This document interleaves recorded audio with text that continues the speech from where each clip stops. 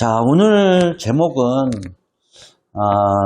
이민의 땅에서 하나님의 뜻을 찾자라는 제목으로 말씀을 나누도록 하겠습니다. 어떤 집사님이 저에게 이런 말을 한 적이 있습니다. 우리는 캐나다에 살고 있는 디아스포라와 같은 그런 존재인데 이민자들이나 이민자들의 후손에게 주는 하나님의 어떤 특별한 그런 말씀이 성경 속에도 있는지, 있다면 과연 어떤 말씀이 있는지 그 말씀을 알고 싶다라고 문의한 적이 있었습니다. 그래서 오늘 설교 말씀을 생각을 하게 됐는데요. 강제로 이민의 땅으로 살았던 이스라엘 백성들이 바벨론의 포로로 끌려갔던 역사적인 내용과 함께 하나님의 뜻을 찾는 내용으로 오늘은 말씀을 전하고자 합니다. 성경의 신약과 구약에 기록되어 있는 위대한 하나님의 사람들은 대부분 이민자나 이민자의 후손이라고 할 수 있습니다. 여러분이 잘 알고 있는 믿음의 조상 아브라함은 하나님의 말씀에 의거해서 친척 아비의 집을 떠나 가나안 땅으로 이주했던 첫 번째 바로 이민자였다라는 점입니다.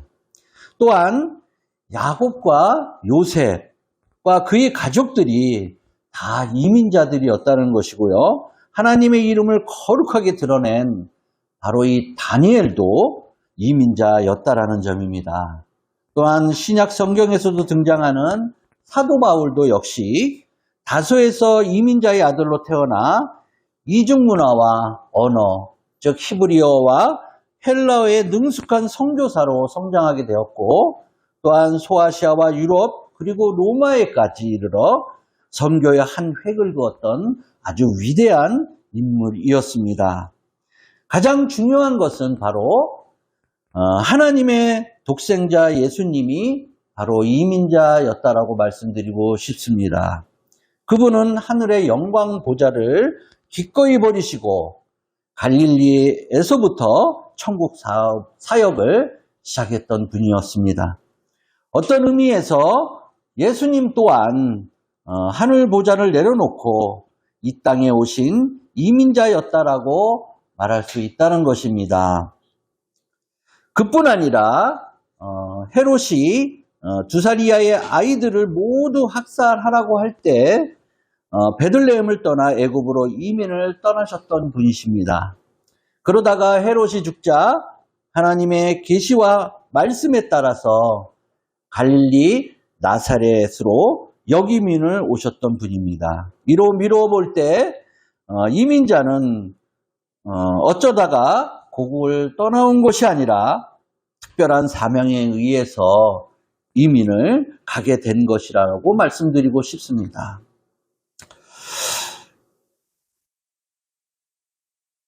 우리가 선택을 했던 안 했던 우리들도 한국을 떠나 캐나다에 살고 있는 우리들도 마찬가지 이민자라고 말씀드릴 수 있습니다. 그렇다면 여러분은 어떤 예수님과 같이 이런 특별한 사명이 가지고 이민자의 삶을 살아가고 계시는지 한번 생각해 보는 시간이 되었으면 합니다.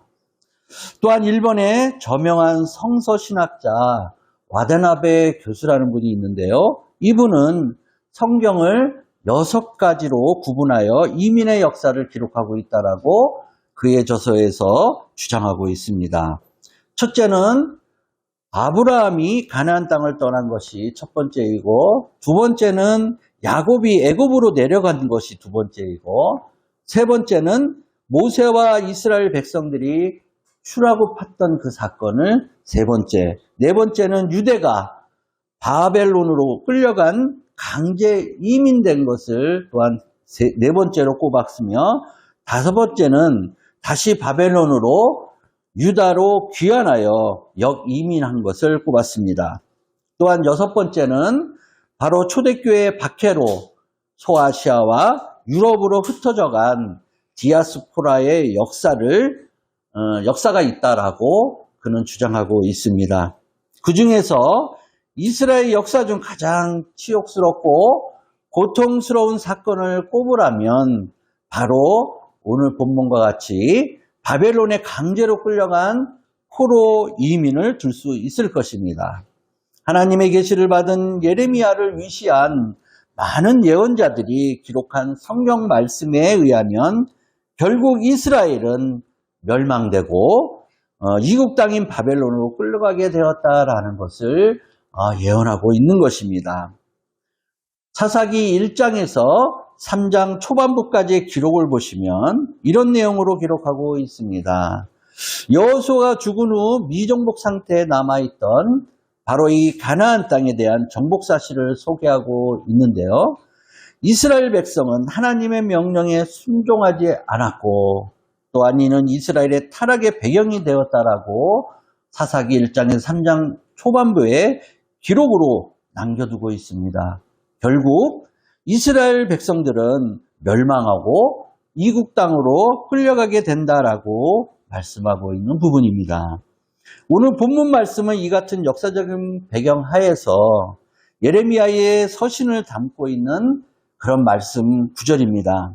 이 서신에서 그는 바벨론이라고 하는 이국 땅에서 포로 생활을 하고 있는 이스라엘 동족이 준수해야 할 몇 가지 사항을 이 말씀 속에 당부하고 있습니다.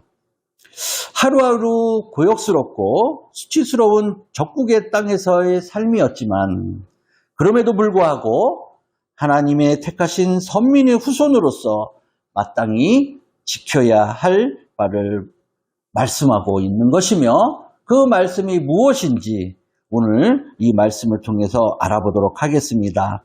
오늘 이 본문 말씀을 통해 또 하나는 이민자로서의 고난과 징계 가운데 처한 이스라엘 백성들을 통해서 우리 그리스도인이 행할 바가 무엇인지 오늘 이 시간 우리가 한번 깊이 있게 생각하는 그런 시간이 되었으면 합니다.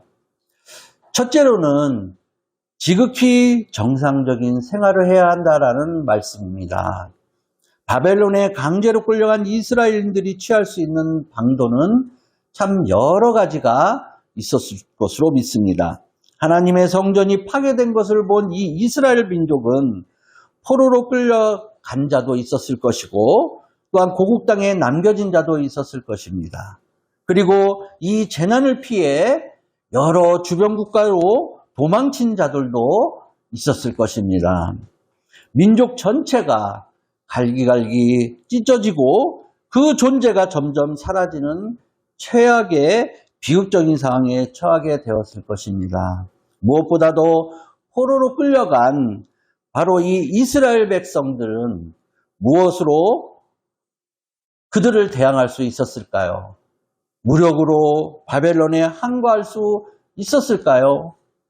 실제로 이는 여러 가지 말씀에서 여러 방향으로 시도했던 그런 내용들이 성경 말씀에도 나옵니다. 예레미야 41장에 기록되어 있듯이 예루살렘 함락 직전에 유다 왕족의 한 사람인 느다냐라고 하는 사람이 있었습니다. 그 느다냐의 아들인 왕의 장관 이스마엘이 그 당시 바벨론 총독인 그다냐를 암살한 그런 사건이 있었다라는 것입니다.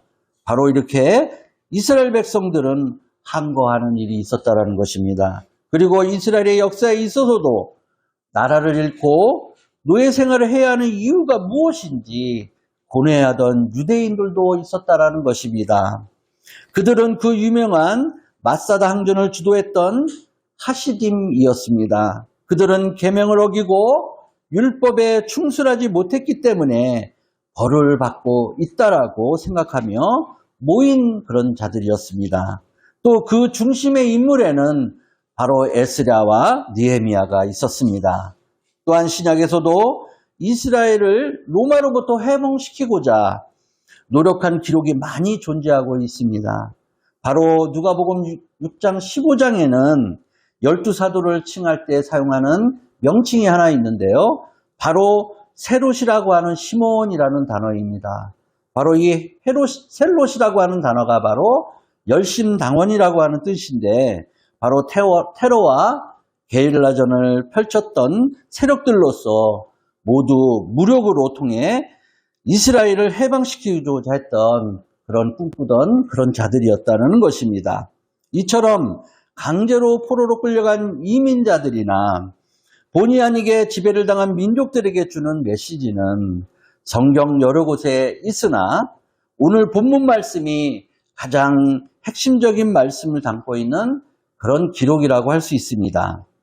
유대가 북방 신흥대국인 바벨론의 침략을 받고 수많은 사람이 죽고 귀족과 또한 기술자와 젊은이들이 약 1만여 명이 이방 땅 바벨론으로 배 끌려가듯이 자유가 박탈당한 상태에서 포로로 끌려가게 되었다라는 점입니다.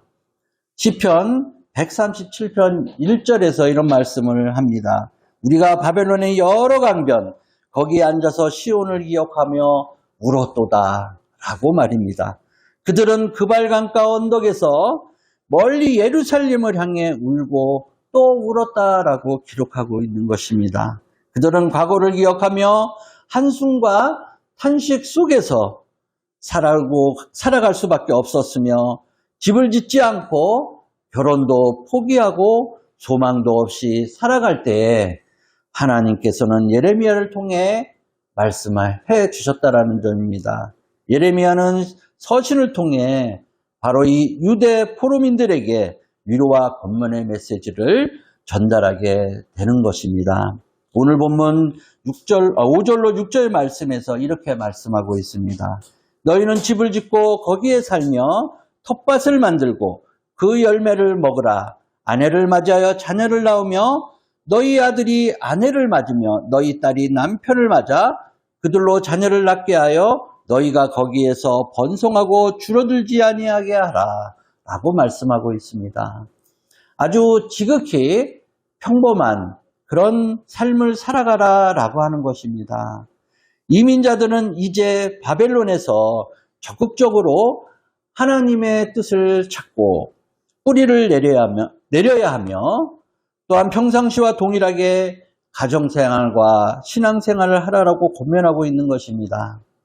이제 바벨론의 언어와 문화를 익히고 그 누구보다도 열심히 일하고 정을 붙이며 해방되는 그날까지 그 땅에서 열심히 살아가라라고 권면하고 있는 것입니다. 우리도 이민자들입니다. 이 공기 좋은 캐나다에서 영주권과 시민권자로서 살아가야 되고 우리들의 자녀들도 하나님을 모른다고 하거나 말씀에 불순종하는 것이 아니라 하나님의 사람으로 성장하고 믿음이 굳건히 세워지는 신앙 교육이 반드시 이 캐나다 땅 안에서도 이루어져야 된다는 점을 말씀드리고자 하는 것입니다. 이사야서 6장에서 말씀하신 내용을 보면 이렇게 말씀합니다. 밤나무와 상나무가 배임을 당하여도 그 구루터기는 남아있는 것이라고 말씀합니다. 이와 같이 이 캐나다에서도 거룩한 씨가 되어 이 땅을 새롭게 하여야 할 사명이 바로 우리에게 주어져 있다라는 것입니다. 오늘 본문 7절의 말씀을 보면 이러합니다. 너희는 내가 사로잡혀가게 한 그 성읍의 평안을 구하고 그를 위하여 여호와께 기도하라. 이는 그 성읍이 평안함으로 너희도 평안할 것임이라 라고 말씀합니다. 이 말씀을 가만히 살펴보면 도리어 바벨론 도성의 평안을 위해 기도하라라고 당부하는 말씀을 가르치고 있다는 것입니다. 이 말씀은 바벨론의 법과 치리에 순종하며 살라라고 하는 뜻입니다. 이러한 말씀을 얼핏 보면 지극히 매국노다운 그런 발상의 말씀인 것으로 보입니다. 그러나 이는 당신의 백성을 위한 하나님의 세심한 배려의 말씀이라는 것입니다. 왜냐하면 바벨론의 안정이 바로 이 포로로 끌려간 유다 백성의 평안한 생활과 직결되고 있기 때문인 것입니다. 또한 오늘 본문의 바로 앞장인 예레미야서 28장에 등장하는 인물이 하나 있는데요. 바로 하냐냐라는 말이 있습니다. 그 하냐냐의 주장 때문이기도 합니다. 이 하냐냐는 그 당시 거짓 선지자의 대표적인 그런 인물입니다. 그는 포로 기간이 짧게 끝날 것이고 바벨론의 멸망과 예루살렘의 평화가 빨리 다시 찾아올 것이라고 거짓 예언을 하고 있기 때문입니다.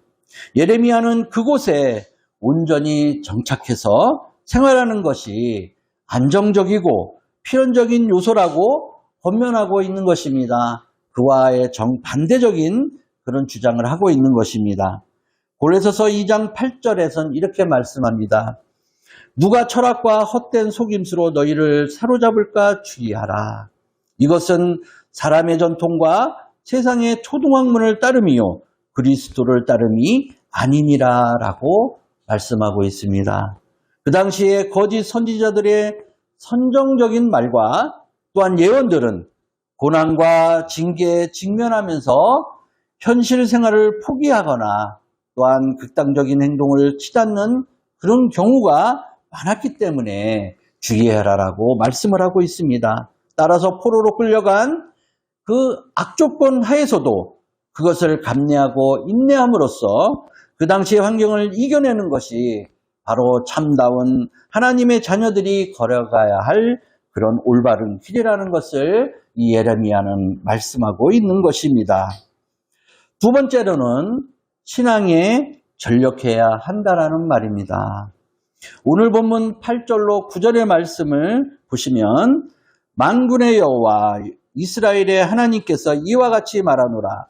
너희 중에 있는 선지자들에게와 점쟁이에게 미혹되지 말며 너희가 꾼 꿈도 고지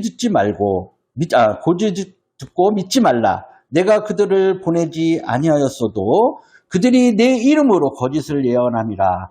여호와의 말씀이니라 라고 말씀을 하고 있습니다. 바벨론에 포로된 이스라엘인들이 힘써야 할 것은 바로 신앙생활에 전력해야 한다는 점을 말씀하고 있습니다. 그들은 거짓 선지자들과 전쟁이들의 말에 더 이상 미혹되거나 너 자신이 꾼 꿈도 고지 듣지 말고 믿지도 말아야 한다라고 말씀을 하고 있는 것입니다. 또한 이 말씀 속에는 거짓 선지자들에게 좋은 말만을 예언하라라고 강요하는 등의 부패한 종교심도 가져서는 안 된다라는 것도 함축되어 있는 말씀입니다. 그리고 12절의 말씀에서는 너희가 내게 부르짖으며 내게 와서 기도하면 내가 너희들의 기도를 들을 것이요 라고 말씀하고 있습니다. 오직 그들이 할 바는 여호와 하나님께 부르짖으며 기도하는 것과 전심으로 하나님을 찾는 것뿐이었다라는 점입니다. 즉 꿈과 희망을 포기해서는 안 된다는 것이며 꿈과 희망은 인생을 이끌어 나가는 추진력이 되고 힘이 된다라고 말씀하고 있습니다. 절대로 꿈과 희망을 포기해서는 안 되며 진정한 희망이 하나님의 말씀과 하나님을 올바르게 찾는 것에서 오는 것이기 때문일 것입니다. 이와 같이 예레미야의 권면의 깊은 내용은 고난 곧 포로 생활을 통해 지난날의 과오를 회개하고 하나님과의 새로운 관계를 재정립하라라는 뜻을 담고 있다라고 생각합니다. 이를 통해서 자기 발전과 신앙의 연단을 성취할 수 있으며 이것이 수반될 때야 비로소 하나님께서는 고난의 잔을 우리에게서 다른 곳으로 옮겨 주실 것이라고 저는 믿습니다. 또한 이러한 예레미야의 권면은 예루살렘의 성전에서만이 하나님과 소통할 수 있다라는 그 당시에 이스라엘인들의 그릇된 신앙을 불식시키는 데 일조했다라고 하는 사실입니다. 왜냐하면 그들은 바벨론 땅에서도 비정상적인 신앙생활을 가능했으며 또 그렇게 해야 한다라고 가르쳐 왔기 때문입니다. 포로기 이후에 기록된 성경을 보면 실제로 이스라엘인들은 바벨론 땅에서 예루살렘 성전을 그리워하며 또한 경건한 신앙생활을 한 것으로 성경의 여러 부분에서 기록하고 있기 때문입니다.